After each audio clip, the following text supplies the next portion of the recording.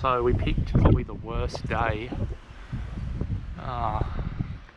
to do the garage cleanup, and this is probably what people don't see,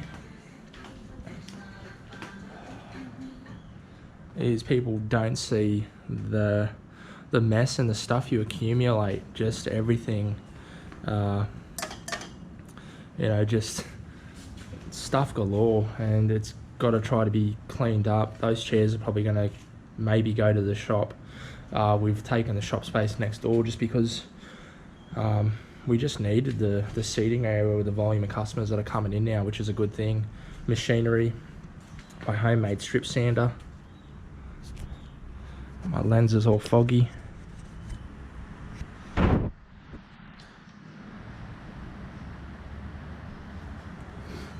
Drill press. I've just moved all this out from here. I'm going to sweep up. I'm going to organise this bench to go along here. That'll probably end up getting thrown. It's really useless. I'll probably take the angle line off it though. Yeah, there's just so many things going on. You can see how much stuff you accumulate as well. That's just all scrap. Well, it's not scrap, it's just project stuff.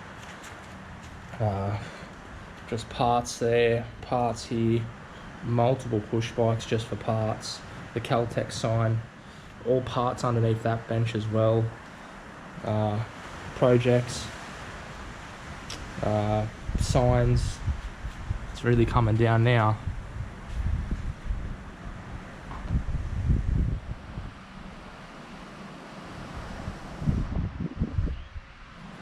So yeah, I probably picked, it was like sunny before, I picked the worst day to probably try to clean up, and it's just been hanging over my head for a while. Since the water rushed in here when we had a bit of a flood, it's got dirt all over the ground and it's just been bugging me.